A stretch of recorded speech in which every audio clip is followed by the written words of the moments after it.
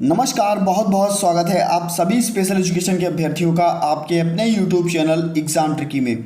बात होगी आज person with mental retardation and associated disability की पूरी क्लास पर, यानी कि होल सिलेबस आपको यहाँ पर मिलने वाला है। काफ़ी अच्छे प्रश्न आपको यहाँ पर देखने को मिलेंगे।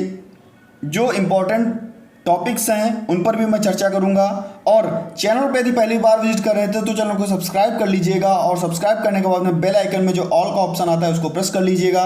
साथ ही साथ टेलीग्राम ग्रुप से जुड़ जाइएगा। दोस्तों, काफ़ी सारे वीडियोज़ हैं इस समय, ज़्यादा वीडियोज़ अपलोड होने के कारण कभी कभी जो लिंक है वो बच्चों के पास जो है नोटिफिकेशन नहीं जा पाता। तो दोस्तों, आप लोग लिंक जो है अगर नहीं आप लोगों के पास आ रहा है तो टेलीग्राम ग्रुप अगर आप ज्वाइन कर लेंगे, वहाँ पर मैं लिंक शेयर कर देता हूँ, जिससे आप लोग उन वीडियोस को भी देख सकेंगे। या आप हमसे व्हाट्सएप पर जुड़ जाइएगा, अपना नाम लिख करके भेज दीजिएगा हमारे पास, अपना नाम लिख करके भेज दीजिएगा। और जिस क्लास के आप हैं, फर्स्ट ईयर के, सेकेंड ईयर की, जो भी अभ्यर्थी इस वीडियो को देख रहा है तो अपना नाम लिख करके 9118182056 पर भेज देगा। ध्यान रखिएगा दोस्तों, कोई भी अभ्यर्थी कॉल नहीं करेगा। जितने भी अभ्यर्थी हैं इनमें से कोई भी कॉल नहीं करेगा। अगर आपकी कोई समस्या है तो आप मैसेज कर दीजिए, जैसे ही मुझे टाइम मिलेगा मैं आपका रिप्लाई दे दूंगा। लेकिन ध्यान रखिएगा, प्लीज़ कोई लोग कॉल ना कीजिएगा। ये नोट में बात डाल लीजिए दोस्तों, नोट लिख लीजिए कि कॉल नहीं करनी है सर के पास, केवल और केवल व्हाट्सएप करना है। टेलीग्राम पर आप लोग जुड़ जाइएगा, वहाँ पर आपको फ़ायदा मिलेगा। आप अगर इंस्टा पर जुड़ना चाहते हैं तो लिंक आपको डिस्क्रिप्शन बॉक्स में ही मिल जाएगा, आप हमें इंस्टा पर भी फॉलो कर सकते हैं। तो चलिए बात करते हैं आज के पेपर पर। और मैं आज यूनिट 5 से बात करूंगा, यानी कि लास्ट जो यूनिटें हैं इंपॉर्टेंट हैं, इनसे 1 से 2 नंबर में और 5 नंबर में जरूर पूछा जाएगा, कुछ ना कुछ जरूर पूछा जाने वाला है।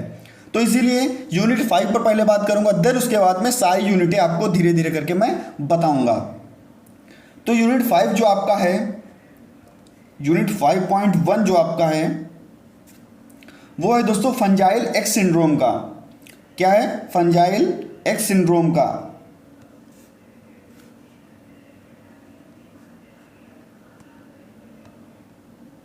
तो इसमें क्या है? गुणसूत्रीय विकृति है यह एक, याद रखिएगा दोस्तों, यह एक क्या है? गुणसूत्रीय विकृति है।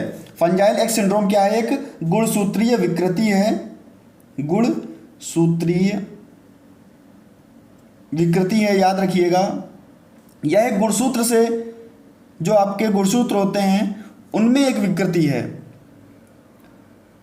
और सामान्य मनुष्य के 23 जोड़े गुणसूत्र होते हैं, आप सभी को पता है, जिससे पीड़ित व्यक्ति मानसिक मंदित के लक्षण दिखाई देते हैं। अगर गुणसूत्रों की संख्या कम होगी या ज़्यादा होगी तो क्या होगा दोस्तों? मानसिक मंदिता का जो लक्षण होगा वो दिखाई देगा। इसका जो फंजाइल एक्स सिंड्रोम है, इसका सर्वप्रथम जो इसकी पहचान थी वो 1943 ईस्वी में की गई थी। और डाउन सिंड्रोम मानसिक मंदिता के नैदानिक प्रकारों में यह मुख्य है। डाउन सिंड्रोम के जो मानसिक मंदिता के प्रकार हैं उनमें से यह एक मुख्य है, जिसमें मानसिक मंदित पुरुषों में अधिक होती है। और इसकी उत्पत्ति एक्स, देखिए 2 गुणसूत्र होते हैं, एक्स और वाई, आप सभी को पता है। तो जो एक्स गुणसूत्र होता है इसका जो निर्माण होता है उसी का यह कारण होता है। तो दोस्तों, इसमें एक्स गुणसूत्र छोटी बाह का एक सिरा संकुचित दिखाई देता है। यह ज़्यादातर पुरुषों में पाया जाता है। अगर कोई भी बीमारी होती है वो सबसे ज़्यादा किस में होती है? बच्चों में होती है, पुरुषों में होती है, महिलाओं की अपेक्षा। लगभग में इसकी व्यापकता दर जो है वो 1500 में से किसी एक पुरुष में ऐसा देखने को मिलेगा। स्त्रियों में जो व्यापकता दर है लगभग 1000 स्त्रियों में यह एक देखने को मिलेगा। अब देख लीजिए, इसके हिसाब से तो 2000 स्त्रियों में 2 हो गए, और यहाँ पर 3000 स्त्रियों में 3000 पुरुषों में यहाँ पर आपको 2। तो क्या है? पुरुषों में यह अधिक होता है। इसके लक्षण क्या क्या होते हैं बात कर लेते हैं। इसके लक्षण क्या होते हैं? फंजाइल एक्स सिंड्रोम के लक्षण क्या होते हैं दोस्तों? लक्षणों पर अगर हम बात करते हैं तो जबड़े जो होते हैं, मनुष्यों के जबड़े जो होते हैं, बालकों के जबड़े जो होते हैं, जबड़े का बड़ा होना, यह एक लक्षण होता है। जैसे हम ध्यान करके देख करके पहचान सकते हैं कि जबड़े का बड़ा होना फंजाइल एक्स सिंड्रोम का लक्षण है। साथ ही साथ जबड़े का लंबा होना या पतला होना, क्या दोस्तों, पतला होना, तो ये सभी लक्षण हैं। नेक्स्ट आपका लंबा व मुलायम कान व हाथ, लंबा व मुलायम कान व हाथ। नेक्स्ट आपका सिर के अग्रभाग का बड़ा होना, क्या दोस्तों, सिर का जो आगे का भाग होगा, आगे का हिस्सा होगा, वो कैसा होगा, बड़ा होगा। तो यह एक लक्षण है, सिर का अपेक्षाकृत बड़ा होना, यह भी एक लक्षण है। मैं लक्षण की बात कर रहा हूँ। अगर आप लोग कह देते हैं कि सिर का अपेक्षा से ज़्यादा बड़ा होना हाइड्रोसिफेली के अंतर्गत जाता है, सिर का अपेक्षा से छोटा होना हो जाता है आपका, तो इस प्रकार से क्या होता है माइक्रोसिफेली के अंतर्गत दोस्तों। तो ये आपका क्या हो गया, यहाँ पर जो लक्षण हैं फंजाइल एक्स सिंड्रोम के हैं और गुणसूत्री जो विकार है मैं इस पर बात कर रहा हूँ, तो उसको ध्यान दीजिएगा। इससे पीड़ित व्यक्ति में मानसिक मंदता का लक्षण भी पाया जाता है, यानी कि इंटेलेक्चुअल डिसेबिलिटी का लक्षण भी पाया जाता है। ये मैंने आपको बात बता दी। ऐसे व्यक्तियों की जो बुद्धि लब्धि का स्तर होता है तीव्र से लेकर के अति तीव्र स्तर तक होता है, यानी कि जो बुद्धि लब्धि का स्तर है वो कुछ भी हो सकता है, कम भी हो सकता है आपका। अब जब मानसिक मंदता की स्थिति होगी तो आपका जो स्तर होगा बुद्धि लब्धि का वो तीव्र होगा, अति तीव्र होगा, जो आपके माइल्ड मॉडरेट सीवियर प्रोफाउंड, इसमें से कुछ भी हो सकता है, ये मान लीजिए। फंजाइल एक्स सिंड्रोम से ग्रसित बच्चों में नपुंसकता के लक्षण भी दिखाई देते हैं, नपुंसकता के लक्षण भी दिखाई देते हैं, याद रखिएगा। और यह एक पीढ़ी से दूसरी पीढ़ी में भी जा सकते हैं। बच्चों में संप्रेषण की कमी भी दिखाई देती है, यानी कि बच्चे जो होते हैं कम्युनिकेशन नहीं करते, संप्रेषण नहीं करना चाहते, इनमें कमी भी दिखाई देती है, नपुंसकता भी दिखाई देती है, और यह एक पीढ़ी से दूसरी पीढ़ी में भी जा सकती है। उपचार देख लीजिए। अगर हम उपचार पर बात कर रहे हैं दोस्तों, पेन कॉपी लेकर के बैठा कीजिए, जब ये क्लास देखा कीजिए। अभी तक मानसिक मंदित बच्चों में इसके उपचार की संभावना नहीं हो पाई है, परंतु वर्तमान समय में उपचार के लिए फ्लोइक एसिड चिकित्सा प्रविधि का प्रयोग किया जाता है। यह एक चिकित्सा प्रविधि है, फ्लोइक एसिड, इसका प्रयोग किया जाता है, लेकिन मानसिक मंदित बच्चों में अभी तक ऐसा संभव नहीं हो सका है। कुछ जो अगर कोई भी उपचार किया जाएगा तो फ्लोइक एसिड से ही किया जाएगा। आगे हम बात करते हैं। नेक्स्ट आपका जो टॉपिक है 5.2, और 5.2 में क्या है बात कर लेते हैं। 5.2 में तो दोस्तों यह है आपका डाउन सिंड्रोम। क्या है दोस्तों, डाउन सिंड्रोम। पेपर में क्या लिख के आता है, मंगोलिज्म। अब आप लोग डाउन सिंड्रोम तो काफ़ी बार सुनते हैं, हर बार सुनते हैं, लेकिन पेपर में क्या लिख के आएगा, मंगोलिज्म। जो बच्चे हिंदी से हैं मंगोलिज्म लिख के आएगा इस प्रकार से, मंगोलिज्म। तो यह क्या होता है, इसकी सबसे पहले चर्चा कहाँ की गई, इसके टाइप्स क्या होते हैं, इसके लक्षण क्या होते हैं, इन सभी चीज़ों पर बात करूँगा। डाउन सिंड्रोम जो इसको हम मंगोलिज्म बोलते हैं, इसकी चर्चा सर्वप्रथम 1966 ईस्वी में की गई, 1966 ईस्वी में मिली। इसकी चर्चा सर्वप्रथम कब मिली, 1966 ईस्वी में। आनुवांशिकता कारणों के कारण जो मानसिक मंदित बच्चे हैं विभिन्न प्रकारों में इसकी सामान्यता पाई जाती है। दोस्तों मानसिक मंदित व्यक्तियों में इसकी व्यापकता दर जो है वो 5.6% है। मानसिक मंदित व्यक्तियों में इसकी व्यापकता दर 5.6% है। विकृति का मुख्य कारण क्या होता है, ट्राइजोमी स्थिति, जो गुणसूत्र 21 जोड़े में देखने को मिलती है। यानी कि गुणसूत्र आप सभी को पता है कि 46 गुणसूत्र होते हैं, अर्थात 23 जोड़े गुणसूत्र होते हैं सामान्य मनुष्य में, 23 जोड़े गुणसूत्र होते हैं सामान्य मनुष्य में। अगर एक एक की बात की जाए तो 46 गुणसूत्र होते हैं, लेकिन यहाँ पर क्या होता है, जो गुणसूत्रों के 21 जोड़े में देखने को मिलती है, यानी कि जो 21वां जोड़ा होता है जो 21वां जोड़ा होता है इसमें देखने को मिलता है मंगोलिज्म का जो प्रकार है। दोस्तों इसमें कोशिका विभाजन के दौरान गुणसूत्र पूरी तरह से अलग नहीं हो पाता तथा कोशिका में एक गुणसूत्र की संख्या बढ़ जाती है। गुणसूत्रों की संख्या 46 की बजाय कितनी हो जाती है दोस्तों?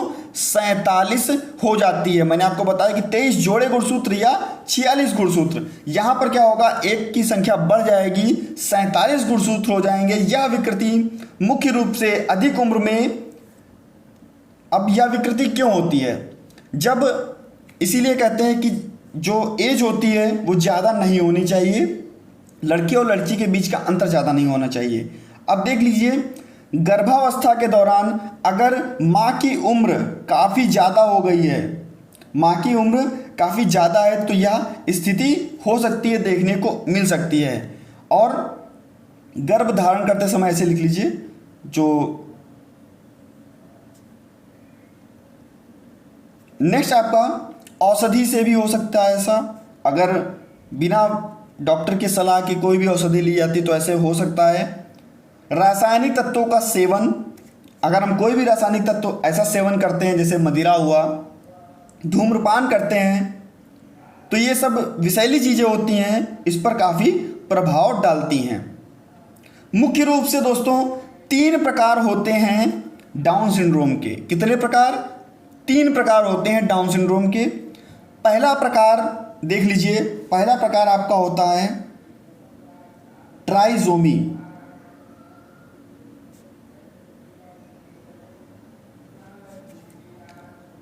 पहला प्रकार क्या होता है? ट्राइजोमी। दूसरा होता है आपका ट्रांसलोकेशन।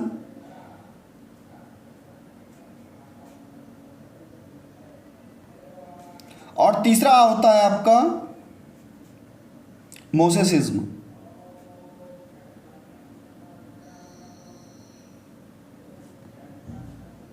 ये 3 टाइप आपके होते हैं डाउन सिंड्रोम के। इनको अच्छे से पढ़ लीजिएगा। और मैंने आपको बताया कि इसमें क्या, गुणसूत्रों की संख्या बढ़ जाएगी, 46 से 47 हो जाएगी। और ट्रांसलोकेशन में आपको क्या बता, जो आपका इस विकृति जो ट्रांसलोकेशन होता है, इसमें देख लीजिए, इस विकृति की उत्पत्ति 2 अलग अलग गुणों के युग्म से होती है। यह युग्म मुख्यतः 13:15 गुणसूत्रों एवं 21वां गुणसूत्र के बीच होती है। यह आनुवंशिकी स्थिति है जिसका संबंध माता की गर्भधारण से संबंधित नहीं होता। यह एक आनुवंशिक होता है, इसका संबंध माता के गर्भधारण से भी नहीं होता है। ट्रांसलोकेशन का। मोसेसिज्म आपका क्या होता है? यह एक ऐसी गुणसूत्र विकृति है जिसमें कोशिका का विभाजन पूर्ण रूप से नहीं हो पाता। जो कोशिका होगी उसका विभाजन होगा वो पूर्ण रूप से नहीं हो पाएगा। और एक जो व्यक्ति है, जो व्यक्ति के अंदर 2 तरह की कोशिकाओं का निर्माण होता है। कुछ कोशिकाओं में 47 बन जाते हैं तो कुछ में 45 ही रह जाते हैं। इस प्रकार के व्यक्ति में सामान्य व ट्राइजोमी का लक्षण, दोनों लक्षण दिखाई देते हैं। कुछ में आपका बढ़ जाएगा, कुछ में घट जाएगा, तो कुछ में 46 ही रह जाएगा। लक्षण क्या क्या होते हैं देख लीजिए डाउन सिंड्रोम के लक्षण। तो हृदय संबंधी विकृति पेशीय टोन में, स्वास्थ्य संबंधी विकृति हो सकती है, लैंगिक अपरिपक्वता हो सकती है, ये लक्षण दिखाई देते हैं। और लक्षण के बारे में इन्होंने क्या कहा, तो देखिए किसने क्या कहा, पैटर्सन के अनुसार इन्होंने क्या क्या लक्षण बताए। मैं नहीं बता रहा, ये बता रहे हैं। ये बहुत ही अच्छे वैज्ञानिक होंगे जिन्होंने लक्षण बताए हमको। और क्या कहा इसके बारे में, इसका जीवन काल 30 वर्ष का होता है। ऐसे व्यक्तियों में मुख्य रूप से मानसिक विकलांगता देखने को मिलती है। इनका छोटा कद, चौड़ा चेहरा, छोटा कान, नाक चौड़ी, हाथ व छोटी घुमावदार उंगलियां, हथेली पर लंबी लकीर और अति चंचलता। अति चंचलता या सिर छोटा भी इसमें दिखाई पड़ता है। ऐसा मैं नहीं कह रहा, ऐसा पैटरसन के अनुसार हो रहा है। और आँखों का बादाम का नुमा होना, आँखें कैसी होती है? बादाम की तरीके से, जो उनका शेप होगा वो बादाम की तरीके से होगा। घुमावदार व लंबी जीभ, ये सभी लक्षण दिखाई देते हैं इन बच्चों में, डाउन सिंड्रोम के बच्चों में, मंगोलिज्म के बच्चों में। 2 नंबर में अगर आपका आता है तो आप लोग लिख सकते हैं लक्षण में। इसके अतिरिक्त बच्चों में स्वास्थ्य संबंधी विकृति पाई जाती हैं, जैसे कान व नेत्र संबंधी विकृति संक्रमित आपको देखने को मिलेगा, मोटापन देखने को मिलेगा, त्वचा संबंधी विकृति देखने को मिलेगी, स्मृति संबंधी विकृति भी देखने को मिलेगी। उपचार कैसे होता है? अब हम बात करते हैं उपचार पर। इसके उपचार में अतिशीघ्र हस्तक्षेप के साथ साथ वर्तमान समय में प्लास्टिक सर्जरी का बहुत उपयोग किया जा रहा है। इसमें आनुवंशिक परामर्श, भौतिक एवं शारीरिक शिक्षा उपचार, शारीरिक अभ्यास व जैविक चिकित्सा इत्यादि का प्रयोग किया जा सकता है। अब हम बात करते हैं हाइड्रोसिफेली पर। मैंने ये सब 2 नंबर में आप लोगों को बता दिया था। हाइड्रोसिफेली पर हम बात करते हैं। हाइड्रोसिफेली,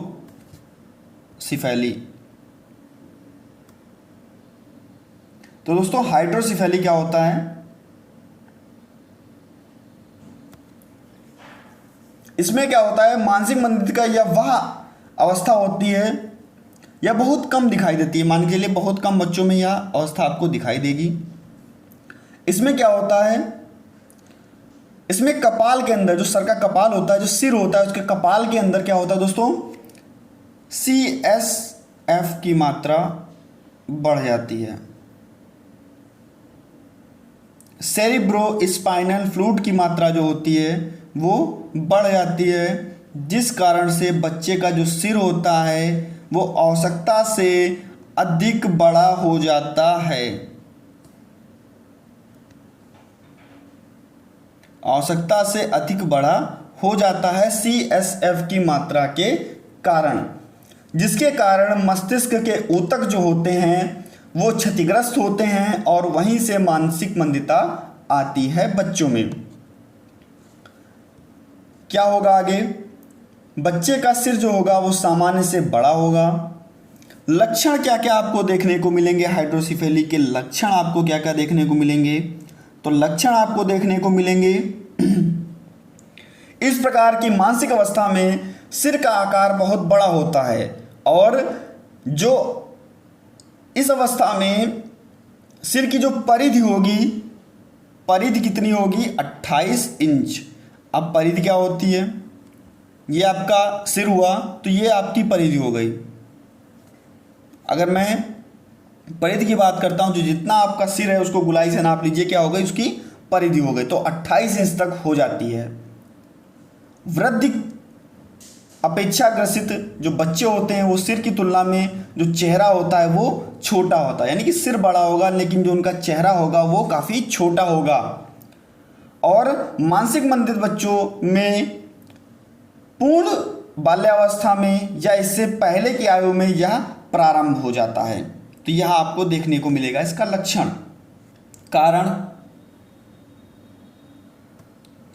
कारण किसने बताया? कारण के बारे में किसने क्या बताया? देखिएगा, बहुत ही अच्छा नाम है, आप इसको भूल नहीं सकते। एक पेन हुआ, एक रोज़ हुआ।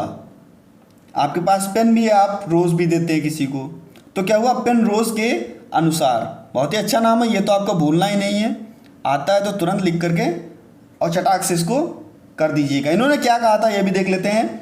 मस्तिष्क में जब CSF की मात्रा आवश्यकता से अधिक होती है तो इस प्रकार की मानसिक मंदता के लक्षण उत्पन्न हो जाते हैं। इसी कारण से मस्तिष्क में फोड़ा, जो मस्तिष्कीय ज्वार या कह सकते हैं दिमागी बुखार, जिससे कुछ क्षेत्रों में तरल से तरल पदार्थ एकत्रित हो जाता है, और जो ब्रेन ट्यूमर होता है इसका भी कारण बच्चों में दिखाई देता है। किसका दोस्तों? ब्रेन ट्यूमर का भी कारण दिखाई देता है इस अवस्था में। तो ये कहा था पेनरोज जी ने, बहुत ही अच्छे थे। नाम अच्छा था इनका। प्रबंधन किस प्रकार से करेंगे, प्रबंधन हम इनका किस प्रकार से करेंगे, तो प्रबंधन पर थोड़ा सा बात कर लेते हैं, यानी कि मैनेजमेंट हम इनका किस प्रकार से करेंगे इन बच्चों का। मस्तिष्क में अधिक तरल पदार्थ का होना दिमागी क्षति का कारण बन सकता है। दिमागी क्षति होने से पहले मस्तिष्क में हम क्या करते हैं, जो शांत नामक चिकित्सा होती है वो कराई जाती है। एक होती है आपकी शांत नामक चिकित्सा, वो कराई जाती है। उसमें क्या होता है दोस्तों, जो सेरेब्रोस्पाइनल फ्लूइड होता है, जो द्रव होता है, जो CSF होता है, इसको क्या किया जाता है, एक नली के माध्यम से उसको बाहर कर दिया जाता है। जब ज़्यादा मात्रा बढ़ने लगती है तो उस जो द्रव है उसको बाहर कर दिया जाता है नली के माध्यम से। और बच्चे को शारीरिक रूप से आराम देना चाहिए, यह प्रबंधन होता है इसका। विकृतियों को रोकने के लिए सही स्थिति जान लेनी चाहिए और परिचर्या सेवा के अंतर्गत व्यायाम और गतिशीलता से संबंधित क्रियाएं कराई जाएं, जिससे प्रशिक्षण दिया जाना चाहिए। अब हम बात करते हैं 5.4 पर, जिसको हमने बोला क्रेटिनिज्म, या आपसे हिंदी में भी क्रेटिनिज्म लिख के आ सकता है कि क्रेटिनिज्म को परिभाषित कीजिए, क्योंकि वो बौनापन हो सकता है ना लिख के दें, जिसको हम बोलते हैं बौनापन। ये आपकी 5.4 यूनिट है, बौनापन जिसको हम बोलते हैं।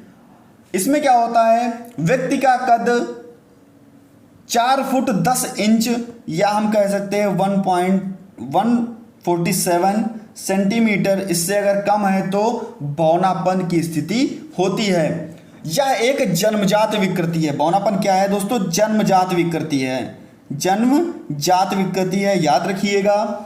और इसमें पीड़ित व्यक्ति में थायराइड ग्रंथि का अभाव होता है। जो बौनेपन से पीड़ित व्यक्ति होगा, इसमें क्या, थायराइड ग्रंथि का अभाव होगा। किसका दोस्तों, थायराइड ग्रंथि का अभाव होगा। यह उस सक्रियता का स्तर होता है जिससे कि इस विकृति का मुख्य कारण आयोडीन की कमी भी माना जाता है। क्या दोस्तों, बौनेपन का जो मुख्य कारण है उसको आयोडीन की कमी भी कहते हैं, कि आयोडीन की कमी हो गई इसका मुख्य कारण, यह भी माना जाता है।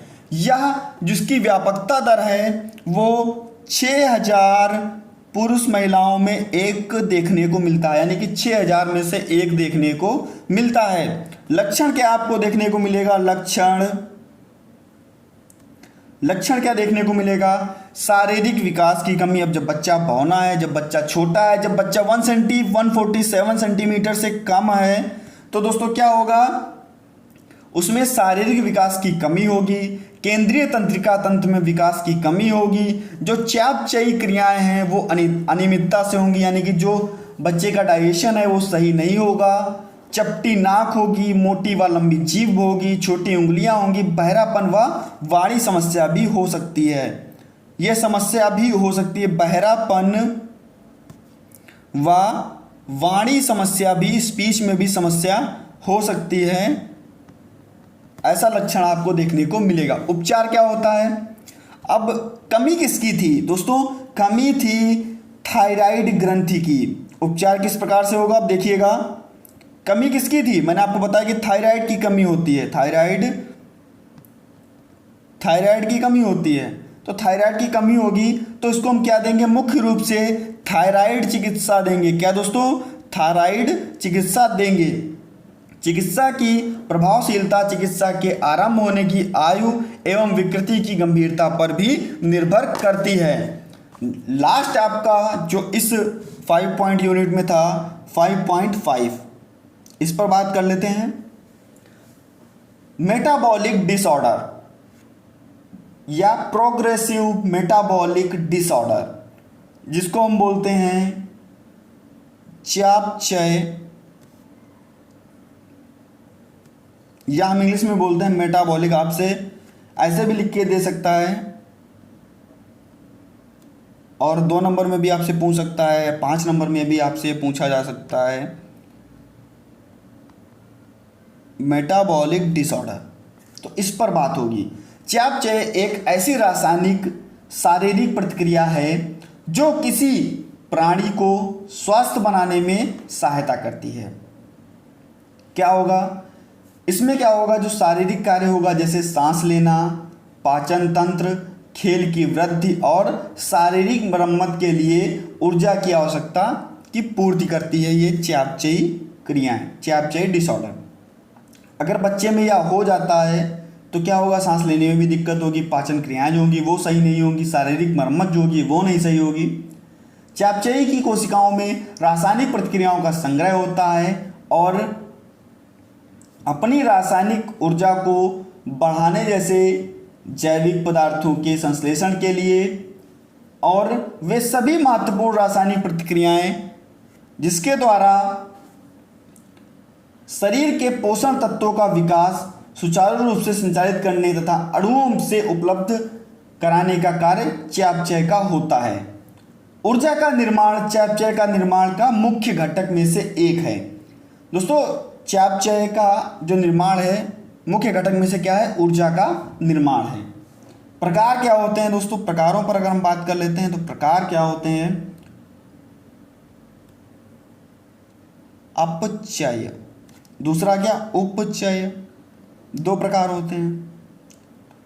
जो अपचय होता है यहां पर क्या होता है? ऊर्जा प्राप्त करने के लिए अणुओं का टूटना अपचय कहलाता है। इससे बड़ी मात्रा में ऊर्जा मिलती है। और उपचय क्या होता है? कोशिका के मध्य से सभी आवश्यक यौगिकों का संश्लेषण उपचय क्रिया के द्वारा होता है। कोशिका के मध्य सभी आवश्यक यौगिकों का संश्लेषण जो होता है वो उपचय के माध्यम से होता है, उपचय क्रिया के माध्यम से होता है।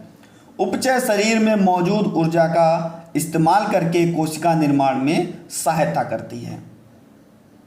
विकार के कारण क्या होते हैं? इस विकार के कारण क्या होते हैं?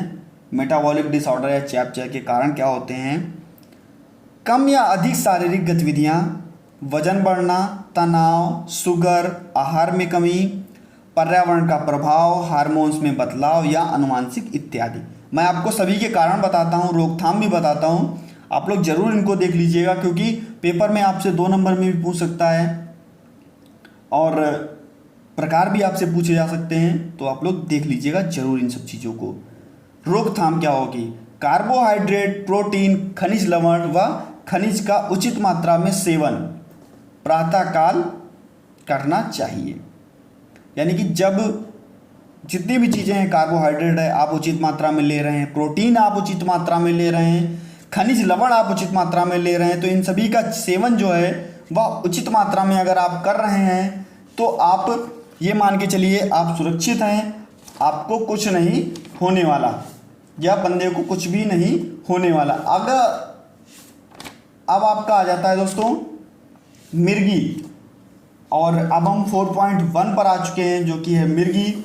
और मिर्गी से भी आपसे पेपर में पूछा जा सकता है, इसके कितने प्रकार होते हैं, ये सब चीज़ें आपसे पेपर में पूछी जा सकती हैं। तो मिर्गी मैं आपको बता दूंगा, एक बार में आप समझ जाओगे। इसके बाद में आपको कभी भी मिर्गी के बारे में केवल आप रियलाइज़ करोगे और आप समझ जाओगे कि मिर्गी कैसे होती है, क्यों होती है, किस द्रव के कारण होती है, परिभाषा आखिरकार मिर्गी की क्या है और इसके प्रकार क्या हैं, आप बिल्कुल डिटेल में समझ जाओगे। मैंने एक डिटेल में मिर्गी की वीडियो भी अपलोड कर रखी है, तो देखते हैं दोस्तों। मिर्गी का जो एपिलेप्सी इंग्लिश में हम बोलते हैं, मिर्गी को क्या बोलते हैं? एपिलेप्सी इंग्लिश में हम बोलते हैं। यह जो एपिलेप्सी शब्द है, एपिलेरिया से लिया गया है, जो ग्रीक भाषा का शब्द है। किसका दोस्तों? ग्रीक भाषा का शब्द है। ठीक, इतना याद रखिएगा। और जिसका अर्थ क्या होता है, इसका क्या अर्थ है? एपिलेरिया हमने शब्द जो लिया, इसका क्या अर्थ है? इसका अर्थ है झपटना, आक्रमण करना, पकड़ना। इसका अर्थ क्या है? झपटना, आक्रमण करना या पकड़ना। अब देखिएगा ध्यान से, कितना अच्छा फिगर बनेगा और आप हमेशा समझोगे। मान लीजिए यह आपका क्या है? मस्तिष्क है। क्या है दोस्तों? मस्तिष्क है आपका। अब मिर्गी कैसे होती है? अब हम देखते हैं मिर्गी कैसे होती है। बिल्कुल एक बार में समझोगे। इतना बता रहा हूँ, ना समझ में आए तो पैसे वापस कर दूंगा, लेकिन समझ में जरूर आएगा। मिर्गी मस्तिष्क की सामान्य विद्युत क्रियाओं में व्यवधान के कारण उत्पन्न होती हैं। यह आपका मस्तिष्क है, इसमें क्या होती है दोस्तों, विद्युत क्रियाएं होती हैं, विद्युत क्रियाएं होती हैं। और अगर इन क्रियाओं में जो ये क्रियाएं हो रही हैं, अगर इनमें मान लीजिए ये क्रियाएं हो रही हैं, अगर इनमें हम कोई भी व्यवधान उत्पन्न कर देते हैं, कोई भी व्यवधान उत्पन्न कर देते हैं, तो क्या होगा, मिर्गी आएगी। अब मान लीजिए अगर आप कहीं जा रहे हैं और आप अपनी सीधी रेखा में जा रहे हैं, आप अपने लक्ष्य की ओर जा रहे हैं और आपको किसी ने रोक लिया रास्ते में, तो क्या व्यवधान उत्पन्न हो गया, तो क्या आपको गुस्सा आएगी ना। तो उसी प्रकार से मिर्गी आती है, जब जो क्रियाएं होती हैं सिर की जो मस्तिष्क की क्रियाएं हैं वो अगर डिस्टर्ब होती हैं तो क्रियाएं होती हैं। और आप सभी को पता है कि मानव मस्तिष्क में लाखों क्रियाएं होती हैं दोस्तों, लाखों स्नायु कोशिकाएं होती हैं। क्या होती हैं, लाखों स्नायु कोशिकाएं होती हैं। इन स्नायु कोशिकाओं में जो होती है विद्युत धारा, जो विद्युत होती है, विद्युत क्रियाएं होती हैं वो उत्पन्न होती हैं और विद्युत जो आवेग होते हैं इनसे सूचना कोशिकाओं तक, एक दूसरी कोशिकाओं तक पहुंचाई जाती है। कोशिकाओं में उपस्थित द्रव कौन सा होता है, जो कोशिकाओं में उपस्थित द्रव होता है वो कौन सा होता है, तो वो होता है आपका न्यूरो, लिख लीजिएगा, न्यूरो ट्रांसमीटर। क्या होता है दोस्तों, न्यूरो ट्रांसमीटर होता है द्रव। जो कोशिकाएं होती हैं जिनमें विद्युत क्रियाएं होती हैं तो उसमें न्यूरो ट्रांसमीटर द्रव होता है। जब स्नायु कोशिकाओं का एक समूह विद्युत आवेगों को अधिक मात्रा में भेजता है, अब ये मान लीजिए काफ़ी सारे बच्चे हैं, अगर हम उनको लाइन लगा करके छत पर ले जाएंगे तो वो अच्छे से पहुंच जाएंगे, लेकिन जब हम उनको डिस्टर्ब कर देंगे और कहेंगे जाओ, तो क्या होगा, जब जीने पर वो लोग चढ़ेंगे तो क्या होगा, भीड़ लग जाएगी एकदम। तो इसी प्रकार से जब लाखों स्नायु कोशिकाएं होती हैं, इसमें जब विद्युत आवेग एकदम से भेजे जाते हैं तो क्या होगा, वहां पर हलचल मचने लगेगी, जिसके दौरान मिर्गी का दौरा आ जाता है। अब आप लोग जब छत पे जब ज़्यादा संख्या में चढ़ोगे तो क्या होगा, जो जीना होगा उस पर एक दो लोग इधर लड़खड़ाओगे, उधर लड़खड़ाओगे।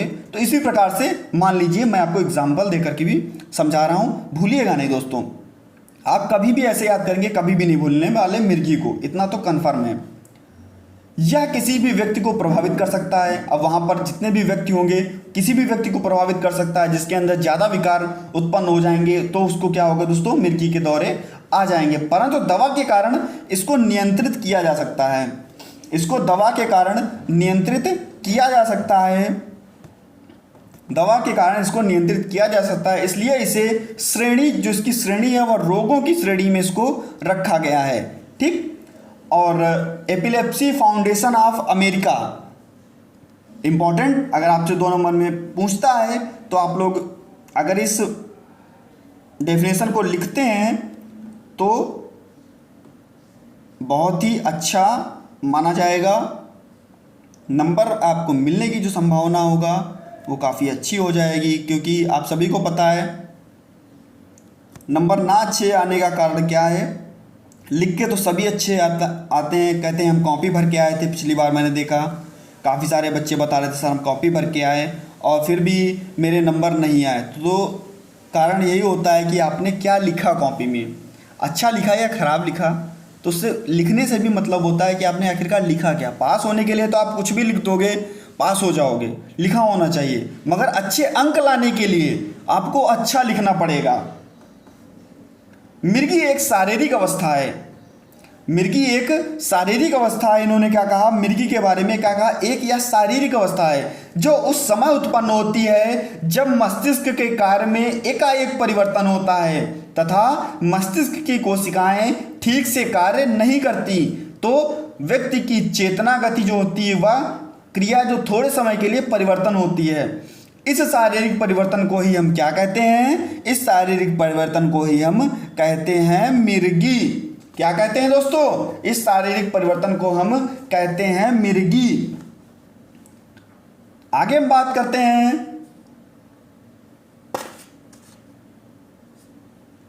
ये परिभाषा आपकी हो गई। नेक्स्ट मैं आपका बात करता हूँ कारण। कारण क्या क्या होते हैं मिर्गी के, इन पर भी बात कर लेता हूँ। हो सकता है आपसे 2 नंबर में पूछ दे, कोई बड़ी बात नहीं है। देखिए, तो पहला कारण आपका होता है अनुवांशिक कारण, जो हमें दर पीढ़ी मिलता रहता है। दूसरा आपका लक्षणात्मक कारण। अब लक्षणात्मक कारण से क्या होता है, लक्षणात्मक कारण से क्या होता है, मान लीजिए किसी भी बंदे के, किसी भी बच्चे के मस्तिष्क में चोट लग गई, इसके कारण से भी प्रभावित हो सकता है। मस्तिष्क में अगर गांठ है तो इससे भी प्रभावित हो सकता है। कैल्शियम का अगर निम्न स्तर है, इससे भी प्रभावित हो सकता है। मस्तिष्क में अगर किसी भी प्रकार का संक्रमण है दोस्तों, अगर किसी भी प्रकार का संक्रमण है तो इससे भी यह उत्पन्न हो सकता है। दुर्घटना से भी उत्पन्न हो सकता है। ट्यूमर अगर है तो इससे भी, और काफ़ी सारे अज्ञात कारण अभी हैं जिसका कोई पता नहीं लगाया जा सकता है।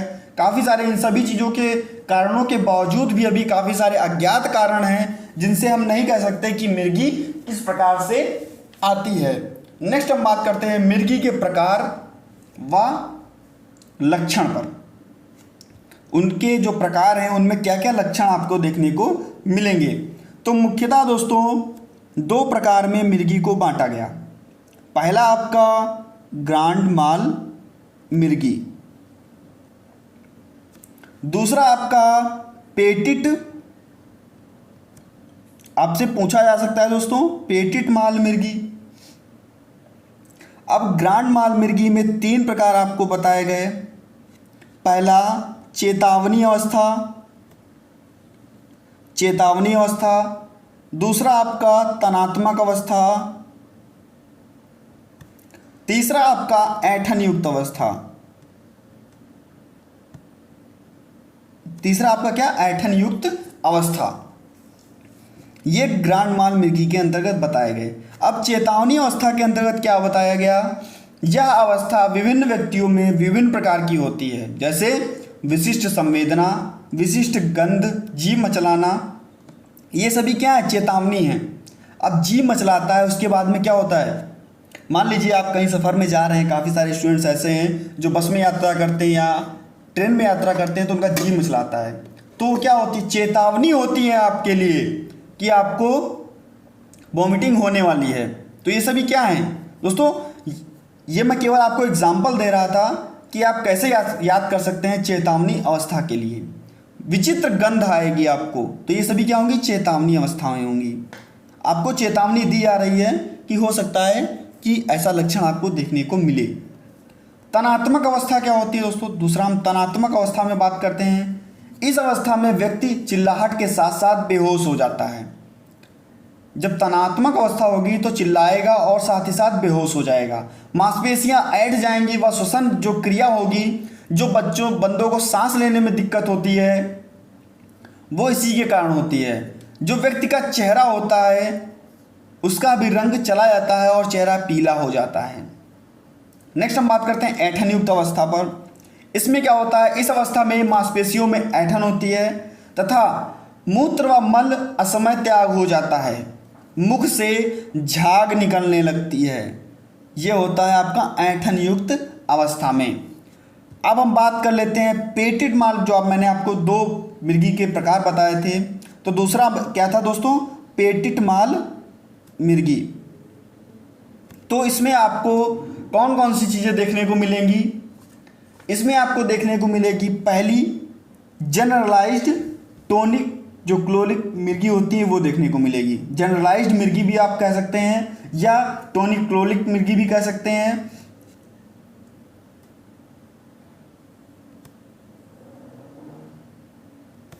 जनरलाइज्ड टोनिक क्लोनिक मिर्गी, तो इसमें क्या होता है, इसमें यह सबसे बड़ी मिर्गी होती है, पेटिट माल मिर्गी की यह सबसे बड़ी मिर्गी होती है। इस दौरान मस्तिष्क में सभी कोशिकाएं सम्मिलित होती हैं।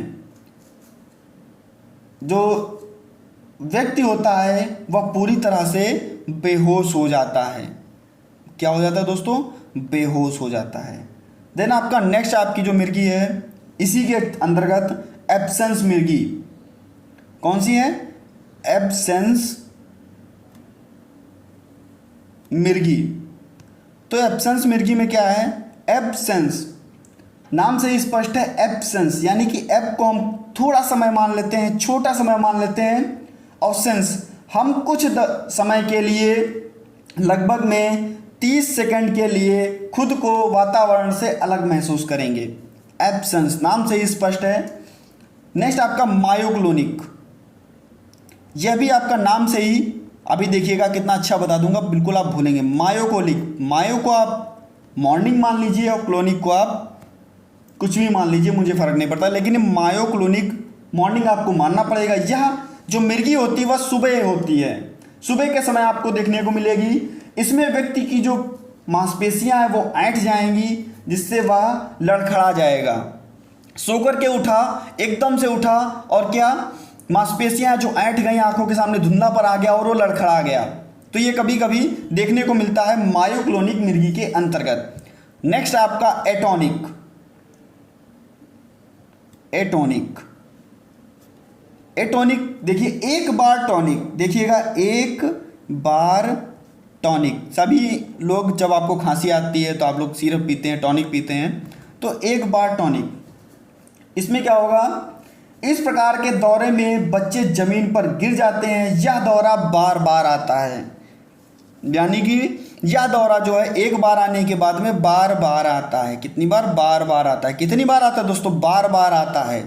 तो यह एटॉनिक, यानी कि एक बार टॉनिक पीने के बाद में अगर आप बार बार टॉनिक को पिएंगे। नेक्स्ट हम बात करते हैं बुखार व अन्य, बुखार व अन्य पर। तो दोस्तों यहाँ पर क्या है, इस दौरे के जो यह दौरा होता है वर्ष में कम से कम 5 वर्ष की उम्र के दौरान बच्चे में देखने को मिलता है। यह दौरा बुखार के साथ ही आता है। नेक्स्ट आपका इन्फेंटाइल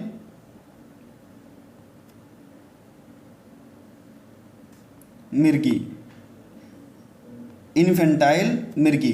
तो दोस्तों इसमें क्या होगा? इस दौरे में क्या होगा? 3 माह से 3 वर्ष की आयु में पहली बार देखने को यह दौरा मिलता है। इसमें बच्चे के दोनों हाथ आगे की तरफ होते हैं, गर्दन आगे की तरफ झुक जाती है। तो ये आपको देखने को मिलेंगे इन्फेंटाइल मिर्गी में। सामान्य लक्षण क्या क्या होंगे? अब लक्षणों पर बात कर लेते हैं, अच्छा टॉपिक है। मिर्गी के दौरे के प्रकार के आधार पर काफ़ी सारे लक्षण दिखाई देते हैं। पहला लक्षण आपका क्या है? दौरे अचानक क्षणिक होते हैं। दौरे कैसे होंगे? क्षणिक होंगे, और दौरे आने पर व्यक्ति कहीं पर भी किसी भी समय अचानक गिर सकता है। ऐसे में कुछ सेकंड के लिए शरीर में अकड़न हो जाएगी, मुंह से आवाज़ निकलना बंद हो जाएगी, झाग आदि उत्पन्न होती रहती हैं। कभी कभी दौरे के समय जीभ भी कट जाती है, पेशाब या मलमूत्र का त्याग भी हो जाता है। ये सभी लक्षण आपको देखने को मिलेंगे। दौरे के बाद रोगी में सुस्ती देखने को मिलती है। क्या दोस्तों? सुस्ती देखने को मिलती है। अब हम बात करते हैं सावधानियों पर। क्या क्या सावधानियां होनी चाहिए जब हम किसी भी चीज़ के बारे में अगर बात कर रहे हो, तो इस बच्चों के बीच में कहाँ उनको नहीं ले जाना चाहिए, किस प्रकार से उनको सावधानी बरतनी चाहिए। तो ये हम बात करते हैं सावधानियों पर। दौरे के समान जो समय अभिभावक के लिए जो निर्देश होते हैं वो क्या होने चाहिए? सावधानियों में सारी चीज़ें आती हैं। रोगी के लिए सावधानियाँ भी बताऊंगा, दौरे के समय प्रबंधन भी मैं बताऊंगा, लेकिन जो अभिभावक हैं, जो उनके आसपास के व्यक्ति हैं, उनको क्या करना चाहिए दौरे के, जब दौरा आ रहा हो तब। जिस समय व्यक्ति को दौरा आए उस समय उपलब्ध अभिभावक व उनके सगे संबंधी जो भी उनके आसपास हो, उनको एक तरफ करवट करके लिटा देना चाहिए। रोगी को जो मुंह में अगर झाग निकल रही है तो उसको जब एक तरफ लिटाएंगे तो एक तरफ से झाग निकल जाएगी, मुंह से बाहर निकल जानी चाहिए। दौरे के समय आसपास की जो सामग्रियां हैं उनको हटा देनी चाहिए, जिससे कि बच्चा किसी भी प्रकार का खतरा ना हो उनको, और बच्चा कटे जले ना। साथ ही साथ सेवा देने वाले व्यक्ति जो हैं वो शांत रहने चाहिए, उनको हड़बड़ाना नहीं चाहिए। आसपास के जो लोग हैं उनको हटा देना चाहिए, जिससे कि व्यक्ति को, रोगी को अच्छी वायु मिल सके। और पहले ना कुछ लोग कहते थे मिर्गी आ गई जूता सूंघा दो, मिर्गी आ गई है कुछ ऐसा सूंघा। दोस्तों वो नहीं कुछ करना चाहिए, व्यक्ति को एक खुले अच्छे वातावरण में छोड़ देना चाहिए, ज़्यादा भीड़ नहीं एकत्रित करनी चाहिए। ये आप ध्यान रखिएगा इस बात का। व्यक्ति के जब दौरे के समय ना, तो व्यक्ति का जो दौरे आने की अवधि है उसको नोट कर लेना चाहिए, जिससे कि पता लग सके कि किस प्रकार से दौरे किस संख्या में कितनी देरी पर आ रहे हैं, तो सतर्कता बरतनी चाहिए। साथ ही साथ रोगी के मुंह में ना कपड़ा डालना चाहिए, ना किसी भी प्रकार की दवा डालनी चाहिए, ना लकड़ी का गुटखा डालना चाहिए। ये सभी चीज़ें नहीं डालनी चाहिए। प्रत्येक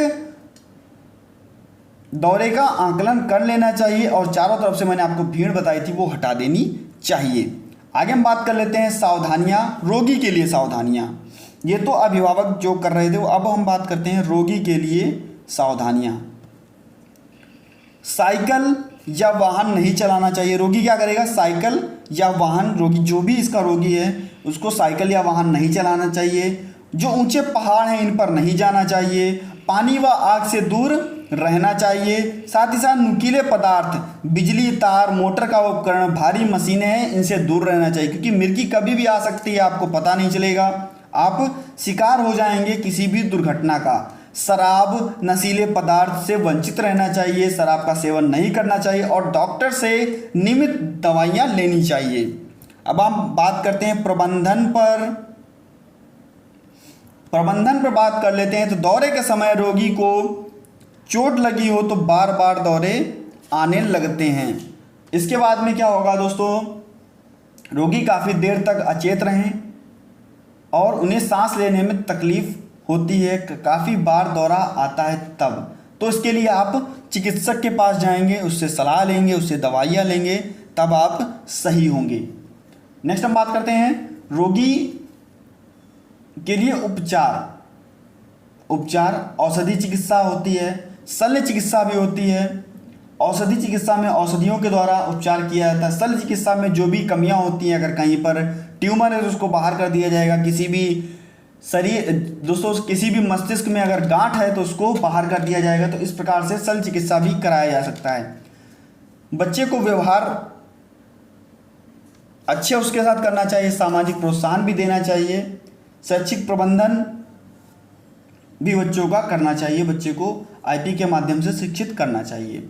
नेक्स्ट हम बात करते हैं एडीएचडी पर। ADHD, attention deficit hyper activity disorder. मैंने आपको बहुत ही डिटेल में इसको बताया था, बहुत ही इसको डिटेल में मैंने बताया था। सीधे सीधे यहाँ पर मैं परिभाषा की बात करूँगा तो स्वरूप एवं, अगर आपको डिटेल में पढ़ना है तो आप लोग टेलीग्राम ग्रुप से जुड़ जाइएगा, वहाँ पर मैंने लिंक शेयर कर दिया है। और आप लोग जितने भी अभ्यर्थी हैं वीडियो लिस्ट में भी जाकर के उन वीडियोस को देख सकते हैं। तो स्वरूप एवं चोपड़ा के अनुसार, ये प्रेम चोपड़ा वाले चोपड़ा नहीं है दोस्तों, ये स्वरूप एवं चोपड़ा है, इनका नाम है। तो दोस्तों दो लोग थे, इन्होंने क्या कहा, कब कहा, 1997 में एडीएचडी के बारे में। एडीएचडी बच्चों में कुछ समस्या व्यवहार, जैसे किसी काम, जो कोई भी काम है, बच्चे में क्रियाशीलता को 8 से 10 बार दोहराता है, तो यह जो क्रिया है वो अतिक्रियाशीलता की श्रेणी में इसको रखा जाता है। एडीएचडी बच्चों में कुछ समस्या व्यवहार, जैसे किसी काम को बार बार दोहराना, वो करते हैं 8 से 10 बार, और उसे ही क्या कहते हैं, ये अतिक्रियाशीलता की श्रेणी में रखते हैं, या उनको अतिक्रियाशील बालक कहा जाता है। इसमें भी क्या होता है, बालक अधिक प्रभावित होते हैं। इसमें क्या होगा, बेचैनी होगी, चंचलता होगी, गुस्सा आएगा, निराशा भी होगी, और एक जगह पर कार्य बैठकर नहीं कर पाएंगे। लगभग में 5 मिनट तक भी कार्य को एक जगह पर बैठ के नहीं करेंगे, उनको कार्य करने में जो परेशानी होती है एक जगह पर नहीं वो देख पाते। लक्षण क्या क्या आपको देखने को मिलेंगे? लगातार बेचैनी का अनुभव, अभी मैंने आपको लक्षण भी बताए थे लेकिन फिर से, लगातार बेचैनी का अनुभव, बहुत ही जल्दी भड़क जाना, बहुत ही जल्दी गुस्सा करना, लापरवाही करना, अपनी गलतियों को बार बार करना, ये सभी लक्षण देखने को मिलेंगे। आप लोग ADHD को पढ़ सकते हैं, डिटेल में आपको पढ़ा दिया गया है। देन हम नेक्स्ट बात कर लेते हैं आकलन किस प्रकार से करेंगे। ADHD का आकलन हम किस प्रकार से करेंगे? यदि बच्चा लगातार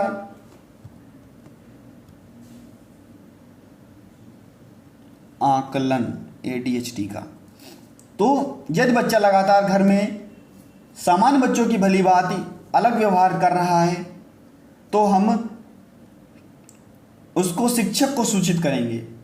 जो उसके शिक्षक होगा, जो उसको पढ़ाने आ रहा होगा, उसको सूचित करेंगे और उसे हम चिकित्सक के पास भी ले जाएंगे, साइकोलॉजिस्ट के पास भी ले जाएंगे, जिससे कि हम उसके अंदर जो कमियां हैं उनको ध्यान में रख सकें। विशेषज्ञों के पास ले जाएंगे, विशेषज्ञों के पास ले जाएंगे। सर्वप्रथम इनका क्रियात्मक व व्यवहारी जो विश्लेषण है वो किया जाएगा, पुनर्वर्णन का प्रयोग भी किया जाएगा और उनके व्यवहार के अनुसार उन पर शिक्षण तकनीकियाँ, उनके व्यवहार के अनुसार ही उन पर शिक्षण तकनीकियाँ दी जाएंगी। उनको लंबे समय तक उनसे काम लेने के लिए उनको प्रेरित किया जाएगा, उनको टुकड़ों टुकड़ों में काम को बांट करके कराया जाएगा, जैसे हम सभी बच्चों को कराते हैं। जितने भी हमारे मानसिक मंदित बच्चे हैं उनको हम टास्क एनालिसिस करते हैं, टुकड़ों में तोड़ तोड़ करके काम कराते हैं। आप सभी ने लेसन प्लान कराया होगा, दूसरा साल आपका चल रहा है। देन हम बात करते हैं हाइपर एक्टिविटी पर।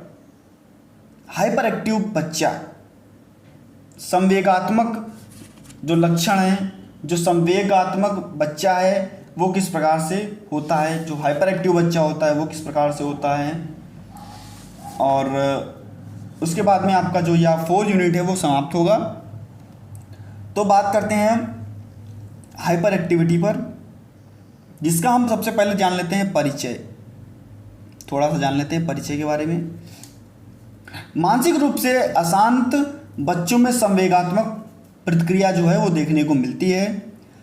इस प्रकार के बच्चों में क्या होता है दोस्तों, काफ़ी सारी समस्याएं होती हैं जो संवेगों से होती हैं। संवेगात्मक रूप से अशांत बालकों को पहचानना अत्यधिक कठिन होता है। जो संवेगात्मक रूप से अशांत बालक होते हैं उनको पहचानना अत्यधिक कठिन होता है। इसकी डेफिनेशन दी थी दोस्तों PT यंग ने, या यहाँ पर युंग भी लिख के आता है, PT युंग ने। संवेग संपूर्ण जीवन का वह मनोवैज्ञानिक तीव्र उद्भेद है जिसमें कि चेतन, अनुभूति, व्यवहार एवं जटिल क्रियाएं सन्निहित होती हैं। यह कहा था PT युंग ने। और लक्षण क्या थे? अत्यधिक उत्तेजित होना, उदास होना, अनायास रोने लगना, बिना मतलब के रोना, सामूहिक रूप से क्रियाकलाप में भाग ना लेना, सभी बच्चों के साथ ना खेलना, स्वयं को उत्तेजित अवस्था अथवा अधिक चेतना अनुभव कराना। मोस्ट इम्पॉर्टेंट दोस्तों आप लगा लीजिएगा। और इसके अंतर्गत संवेग रूप से जो बालक होते हैं इनका वर्गीकरण जब किया गया तो इनको बांटा गया कितने भागों में। पहला भाग जो था वो था आपका अपवाद युक्त बालक। क्या था? अपवाद युक्त बालक।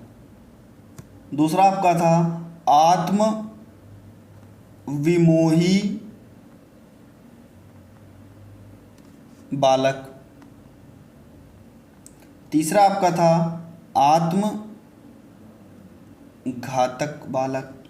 तो ये तीनों चीज़ें आपको देखने को मिलेंगी दोस्तों। अपवाद युक्त बालक में क्या होगा? अविनाशी या निराशा होगी इनके अंतर्गत, शक्तिहीन का अनुभव होगा, उदास रहना ये पसंद करते हैं, यानी कि उदास रहते हैं। पसंद कौन करता है उदास रहना? उदास रहते हैं।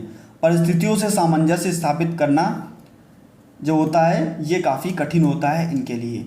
आत्म विमोहित बालक में क्या होता है, कुछ बालक आत्म विमोहित होते हैं, वे दिवा स्वप्न देखते हैं, दिन में स्वप्न देखते हैं, अर्थहीन गलतियां करते हैं और बिना किसी उद्देश्य के काम करते हैं, जैसे किसी को मारना, पीटना, अनायास क्रोध करना, ये सभी आत्म विमोही बालक में आपको देखने को मिलेगा।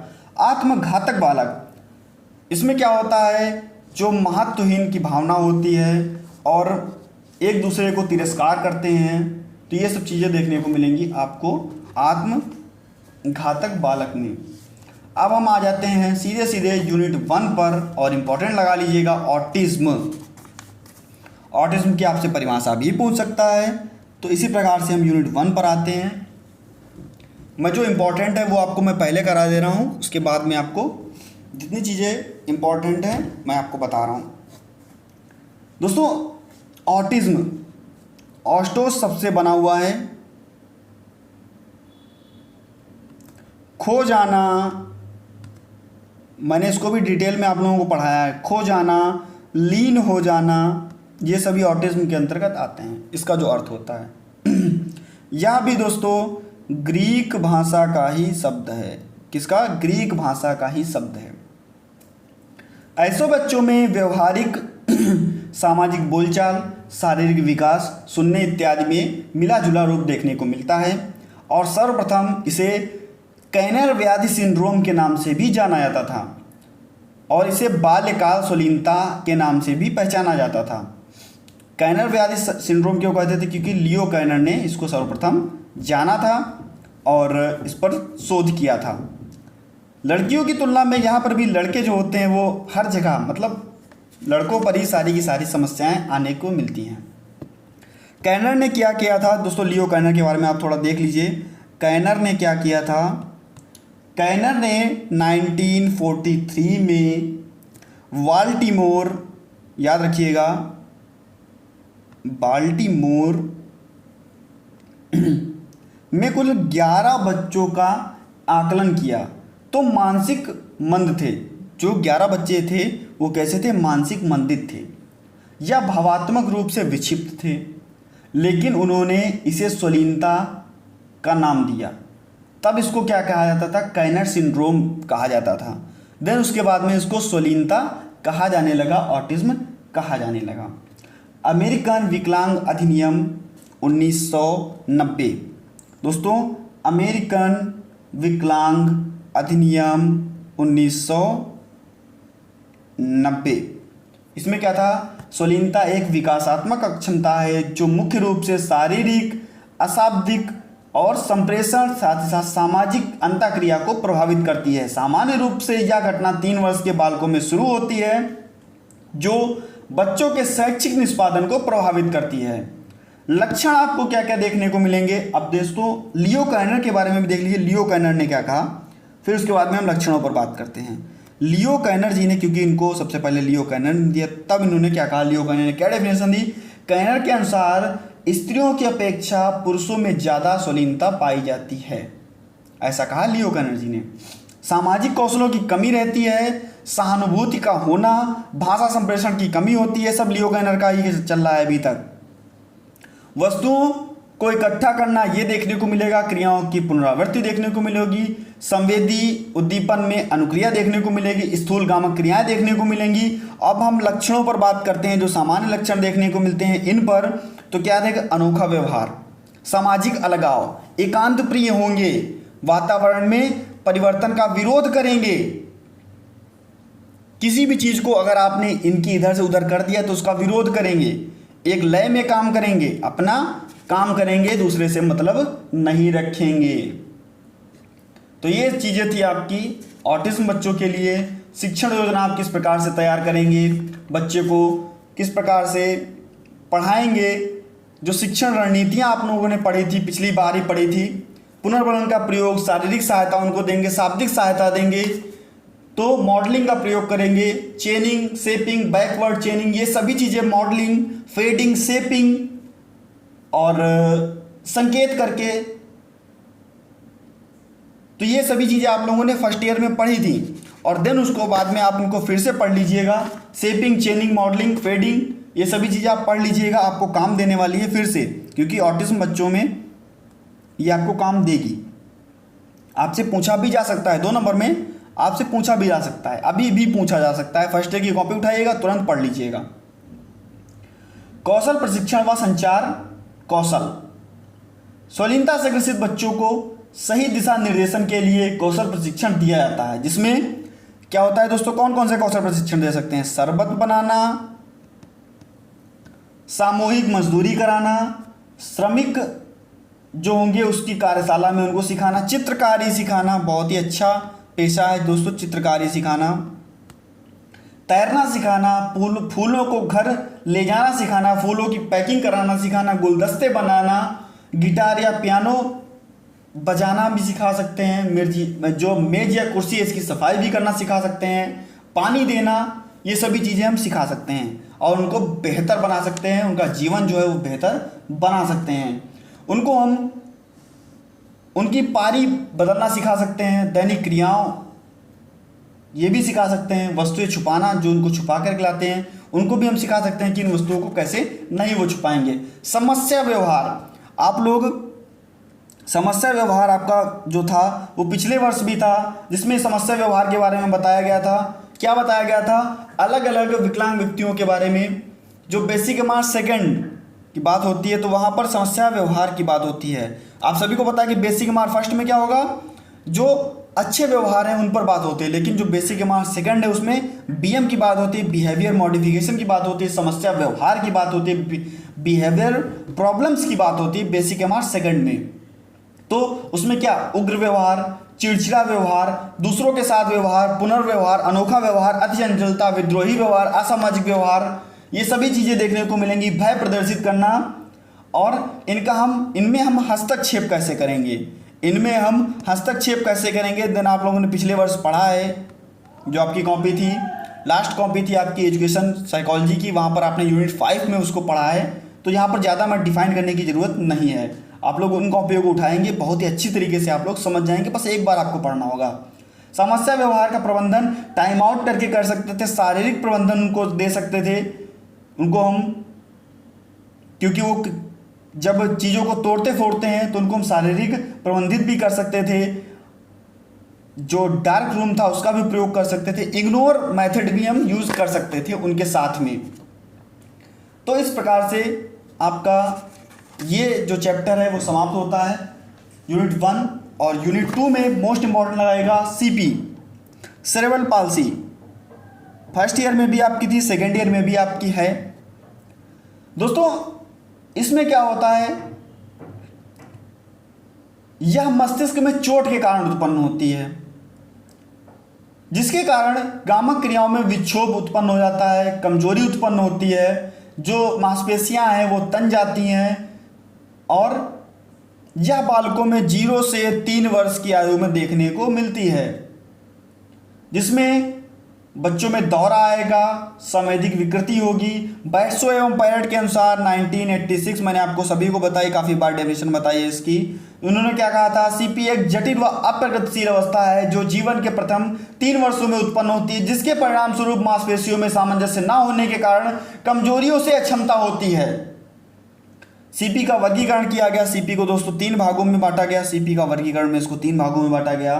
पहला गंभीरता के आधार पर, किसके आधार पर, गंभीरता के आधार पर। दूसरा चिकित्सा के आधार पर, इसी प्रकार से प्रभावित अंगों के आधार पर। ठीक, तो यहाँ पर जो आपके प्रभावित अंग थे, यहाँ पर मोनोप्लेजिया, हेमीप्लेजिया, डायप्लेजिया, पैराप्लेजिया और क्वाड्रिप्लेजिया के बारे में बताया गया। जो आपका चिकित्सा था, यहाँ पर बताया गया आपका स्पास्टिसिटी, एथ्रॉइड, एटेक्सिया, मिक्स्ड और फ्लैसिड, 5 प्रकार बताए गए।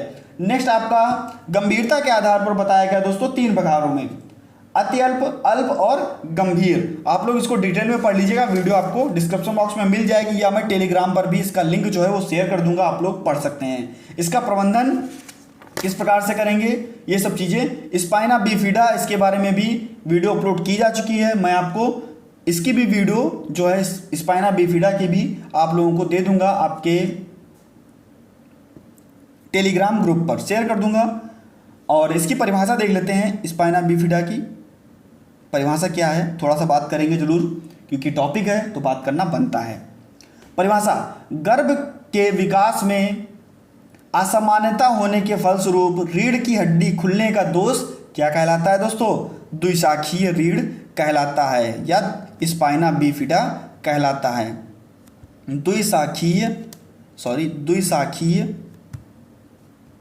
रीढ़ कहलाता है या आपका स्पाइना बिफिडा कहलाता है। द्विशाखीय रीढ़ या स्पाइना बिफिडा।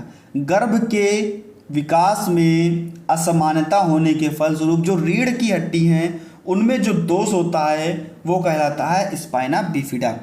कितने प्रकार होते हैं? तो स्पाइना बिफिडा ओकल्टा,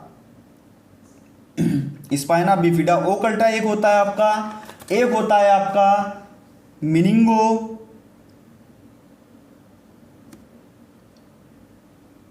मिनिंगोसेल, दूसरा आपका होता है माइलोमिलिंगोसेल,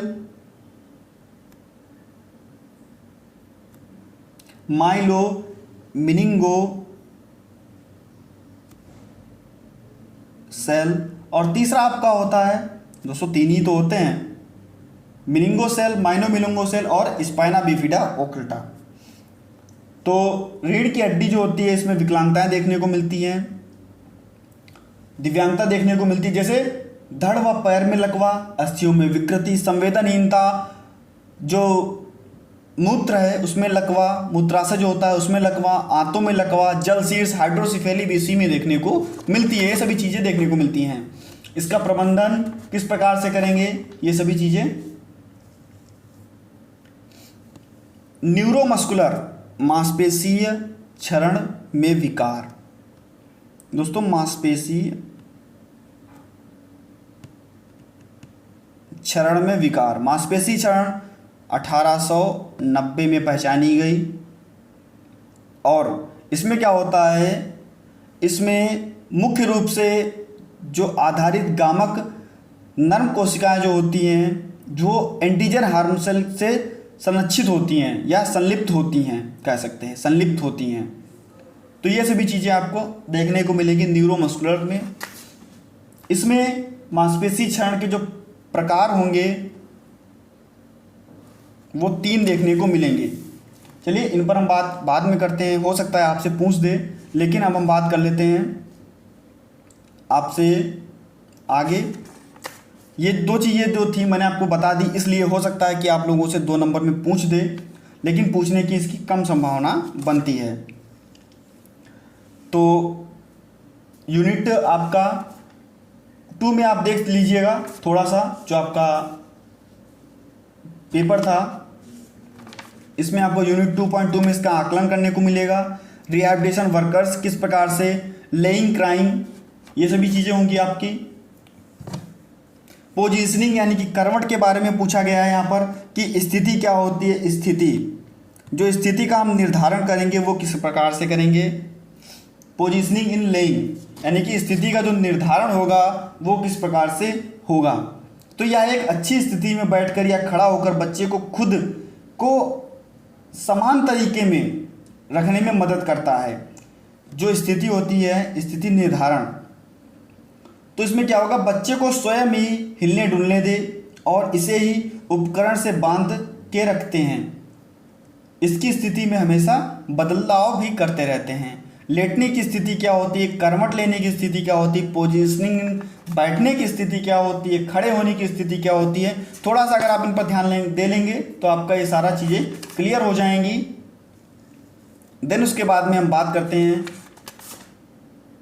मल्टी सेंसरी इम्पेयरमेंट पर, यानी कि जो ज्ञानेंद्रियों की अक्षमता होती है वो क्या होती है आपकी, मल्टी सेंसरी इम्पेयरमेंट क्या होता है। साथ ही साथ लुइस ब्रेल ने जो छड़ी का प्रयोग बताया वो क्या होता है, और जो फोल्डिंग छड़ियाँ होती हैं वो किस प्रकार से होती हैं।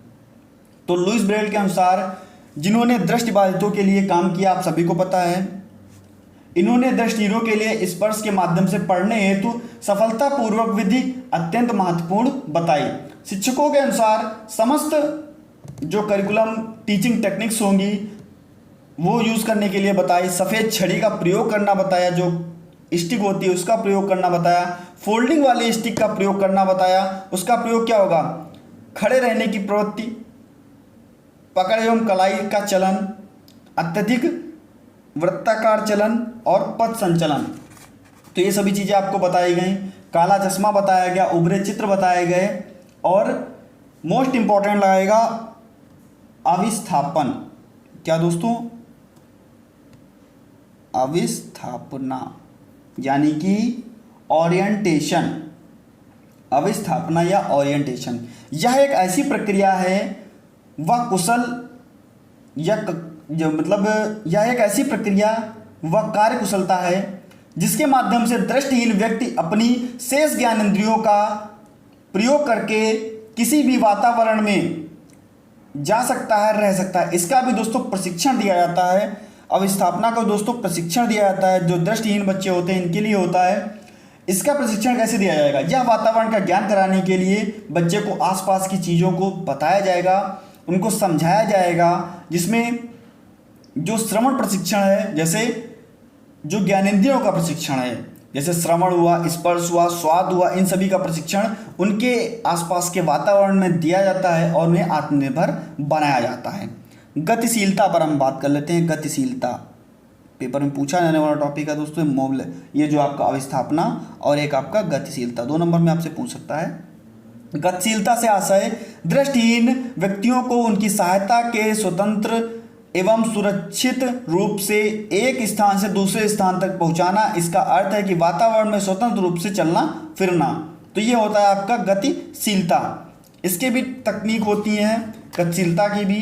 जो लंबी छड़ी होती है उसका प्रयोग किया जाता है, चलने वाली छड़ी की कला का प्रयोग किया जाता है, खतरे के निशान बताए जाते हैं किस प्रकार से होते हैं, यातायात का प्रशिक्षण दिया जाता है, तेज व नुकीली चीज़ों का प्रशिक्षण दिया जाता है और सुरक्षा के लिए भी प्रशिक्षण दिया जाता है कि कहाँ पर आप जाएंगे, कहाँ पर नहीं जाएंगे। स्पर्श प्रशिक्षण दिया जाता है, स्वाद प्रशिक्षण दिया जाता है, ज्ञानेंद्रियों का प्रशिक्षण करना सिखाया जाता है। ये सभी चीज़ें यहाँ पर सिखाई जाती हैं। और इम्पॉर्टेंट लगाइएगा, बहुत ही इम्पॉर्टेंट है आपका ऑस्थोसिस और जो आपकी प्रोस्थोसिस डिवाइसेस होती हैं या एडेप्टिव एंड असिस्टिव डिवाइसेस होती हैं, उनको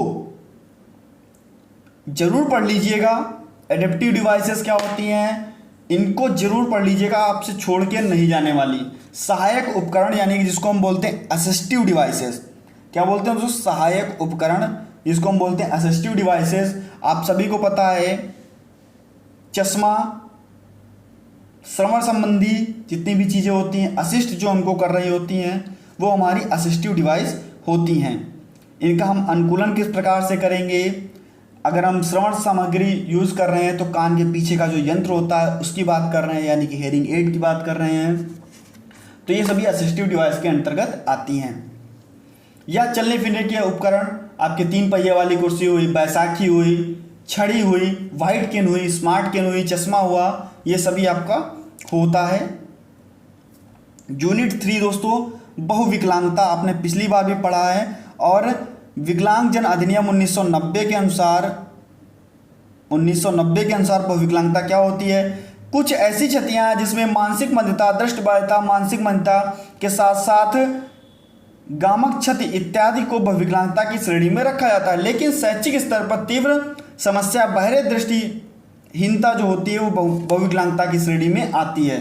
दोस्तों इसको मैं आपको शेयर कर दूंगा आप लोगों के टेलीग्राम चैनल पर। इस वीडियो को आप लोग वहाँ पर पढ़ लीजिएगा, क्योंकि अब ज़्यादा समय हो चुका है। और मिलता हूँ नेक्स्ट वीडियो में कुछ नए टॉपिक के साथ में।